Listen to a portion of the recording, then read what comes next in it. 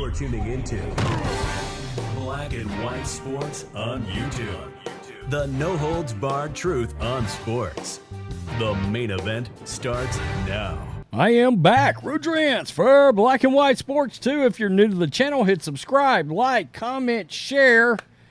Well, this is strange. Let's get to this. So, Saquon Barkley, of course, is a all-world running back for the New York Giants. He was put on the franchise tag. He has not signed it. Neither has Josh Jacobs. And there is an issue in the running back market, at least so they believe. And by they, I'm talking about all of them. I guess all the running backs are now upset because they are not getting paid. Now, what's happening here in the running back market is simply put. I went back and I saw a graph, and it was of Super Bowl champions. And it was amazing how little running backs had gotten paid on Super Bowl champion teams. Now, I would be remiss, it would be irresponsible of me not to point out that the majority of those teams had Hall of Fame quarterbacks, yada, yada, yada. Saquon Barkley is going to be like 60 to 70% of the Giants' offense right now. But, nonetheless, I think these running backs are playing with fire, and what I mean by that is, number one, Dalvin Cook, the Giants could just pivot and sign him. They could just pivot and sign him for $10.1 million. And then Saquon doesn't have a suitor all of a sudden. And the cautionary tale in all this is Le'Veon Bell.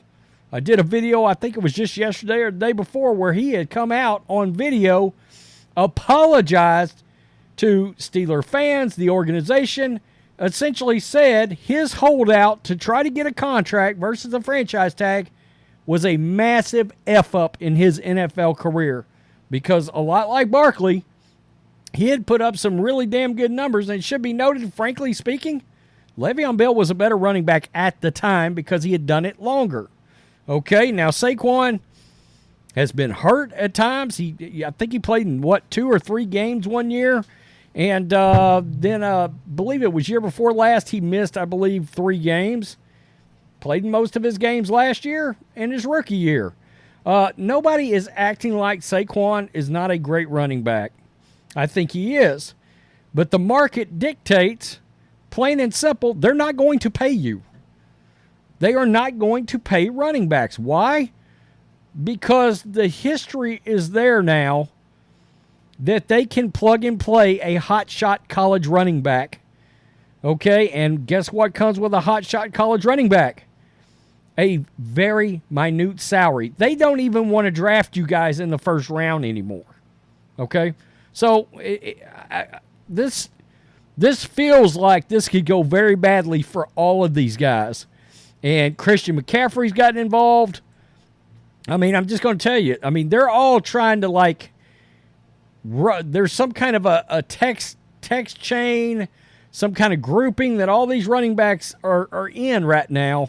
All these badass running backs, Christian McCaffrey, Derrick Henry. Derrick Henry may make the Hall of Fame. That's how good he is. Christian McCaffrey may make the Hall of Fame. Najee Harris, Jonathan Taylor. And they all took to Twitter to talk about their frustrations with this. This is criminal. 3 of the best players in the entire league, regardless of position. Tony Pollard is in this group. They have not signed their franchise tags yet. Actually, Pollard did sign his deal. That's smart. He's just now getting his shot now that Zeke is gone. But the other 2 guys, they haven't taken their deals yet. At this point, just take the running back position out of the game then. The ones that want to be great and work as hard as they can to give all to an organization just seems like it don't matter. I'm with every running back that's fighting to get what they deserve. Saying it for years. Draft a running back, play the running back. If he's good, franchise tag him one time, and then repeat the cycle. Shaking my head, Najee Harris.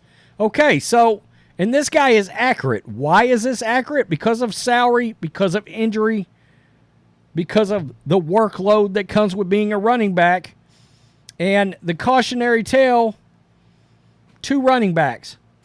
Todd Gurley, huge mistake, massive contract.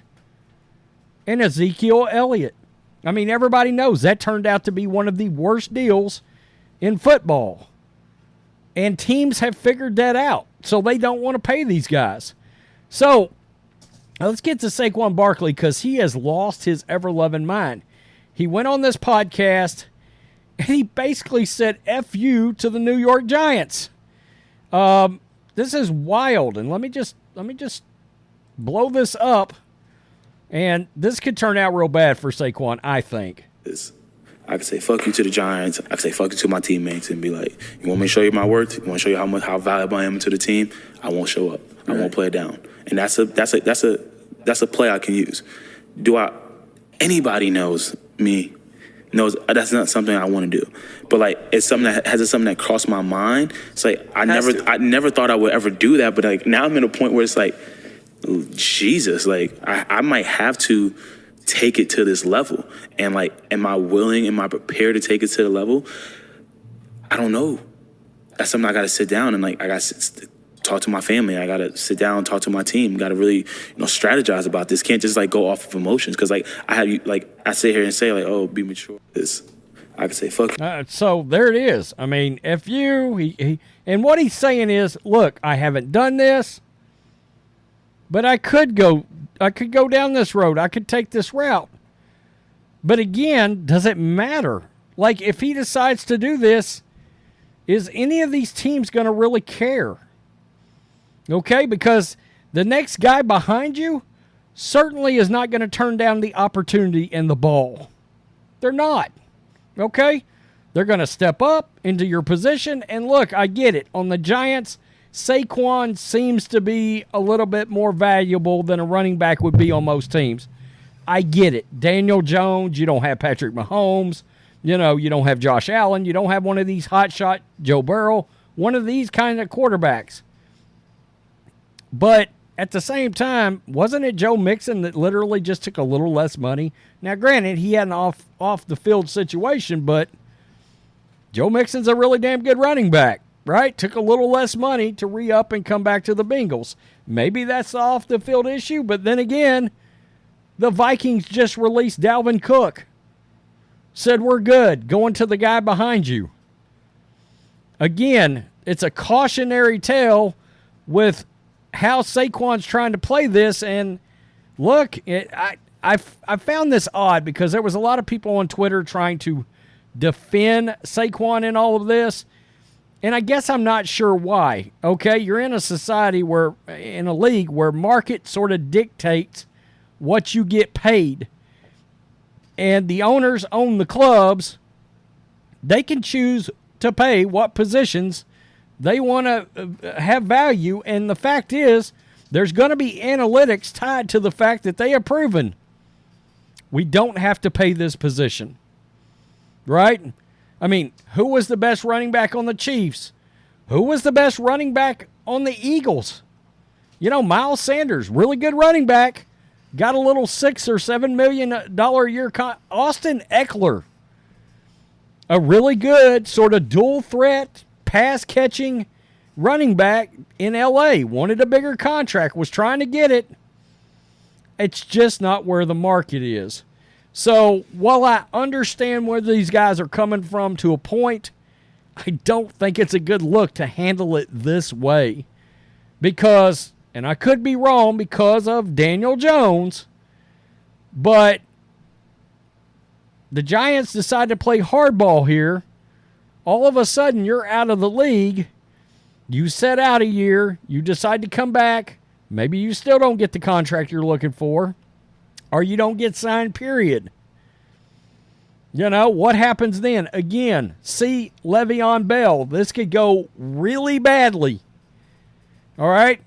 For a player that seems to be on the upward trajectory, but that comment of draft quarterback, played through the rookie deal, put him on the franchise tag, draft another running back, that's probably where the NFL will be for the foreseeable long-term future.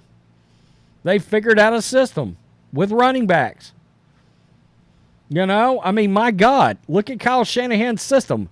How many guys did he just plug into that system that all of a sudden was like, whoa, this guy's a badass? And then they go somewhere else and they're like, not so much badass as we thought. Now, Christian McCaffrey looks like a different animal in that, but you get my point. So I don't know if I could tell the Giants to go F yourself or whatever. I don't know that that's a winning strategy. I just don't, right? Because at the end of the day, you're still playing a game. Market dictates what your position gets paid. Now, we're in the era of superstar quarterback, superstar wideout, and a superstar defensive end. Two of those things, well, all three of those things directly involve the quarterback, but particularly throw the ball, get after the ball, thrower, right? Just where football is now, Yeah, in the 80s and the 90s, if you were a running back, you were going to make some money. You were also going to get drafted very high. No, they're willing to wait till the second, third, fourth round now to start taking shots at running back. I understand Bijan Robinson, he could end up being very good, but even at that, as great as he looks like it could be, that's still got some criticism for the Falcons doing that. So, I don't know. We'll see how it comes out, I guess. Again, yikes. You know what? Saquon, we decided to pivot. We'll give that $10 million to Dalvin Cook. Why not? I'm just saying, can catch the ball out of the backfield, but you get the point. It's still a business. And it's a business above all, from the owner standpoint. And I understand the players want it to be that way, but you are a commodity. Peace. I'm out. Till next time. Thanks for watching the show. Be sure to like, comment, and subscribe. Be sure to tune in next time on Black and White Sports.